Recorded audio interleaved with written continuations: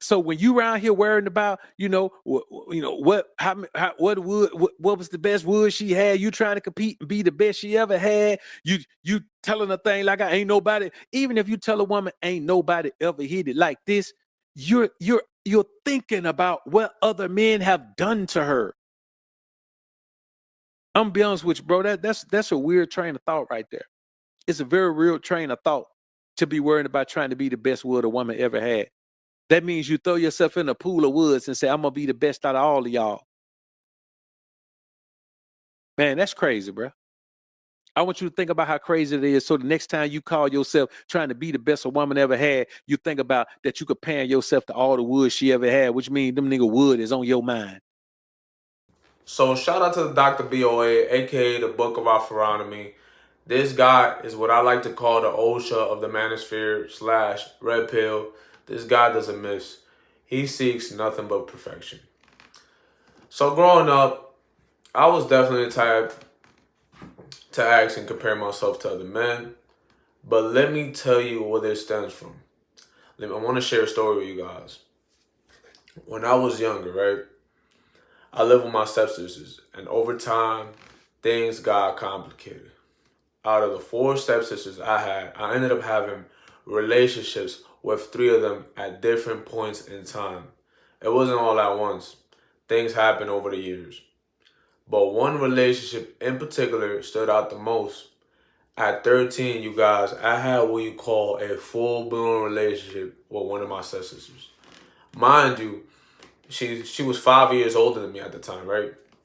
Between 1 and 5 in the morning, whenever my parents would fall asleep, she would come to my room. I would get woken up with fellatio and other things. Looking back, it was a weird and complicated situation. We were close, but when we argued, things would take a turn.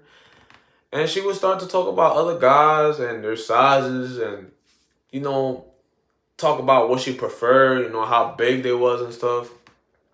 Just constantly comparing and, just bringing up sizes. This experience stuck with me. It made me hyper aware of the idea of comparison in relationships. And I carried that mindset for a long time. I was the type of dude who would ask my partner if I was bigger than her last man, not realizing at the time that this insecurity had roots in my childhood experiences. Not only that, right? My own mother would make comments about me in front of my family, openly saying that my size was small and even joking that she needed to pray for it to grow.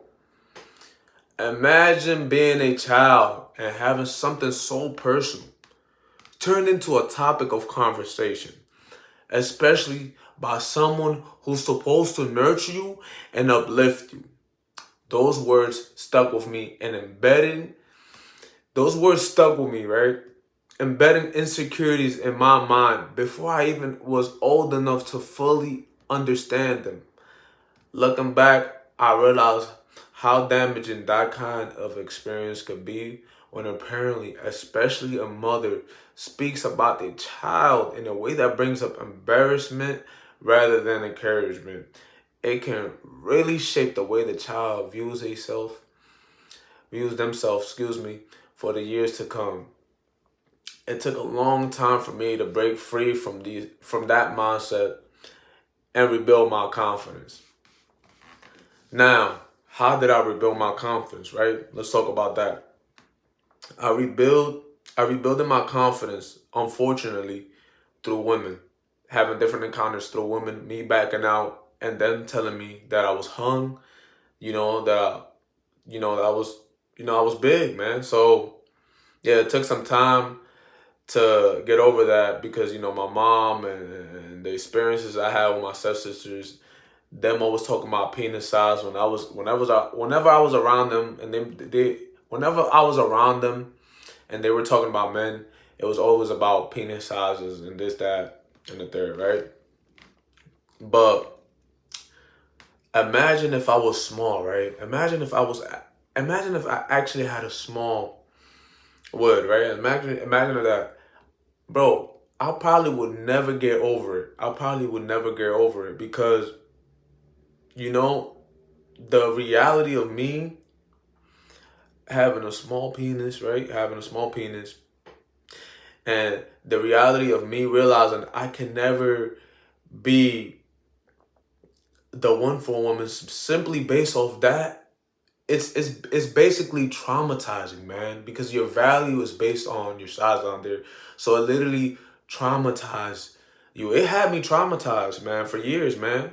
It literally had me traumatized, man. Almost every relationship I had, I would ask that, like literally, man, until it got to the point where, I was consistently getting positive feedback about my wood down there, right? But imagine the guys that are actually small down there.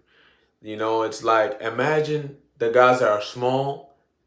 Imagine if they would have a mother like mine. They will probably delete themselves, man. They will probably delete themselves for real, man. So if you find yourself fixated on comparisons, particularly when it comes to size, it's likely that these thoughts stem from deeper experiences, often rooted in traumatic or challenging childhood, especially in relations to women. When you're repeatedly exposed to a conversation where a man's worth is measured by his size, it can create a lasting impact on your self-esteem. If the women around you are constantly emphasizing penis sizes, basically defining this as a trait in men, it can shape the way you see yourself and value. It can shape the way you see yourself and your value in relationships. So these experiences, they don't just disappear. They influence how you perceive yourself, how you engage with others, and even insecurities you carry into adulthood. Man, not only that, I had an incident about like 3 years ago, right? With my little brother, right? I was talking to him, and he had the nerve to say that he had a bigger wood than mine, right?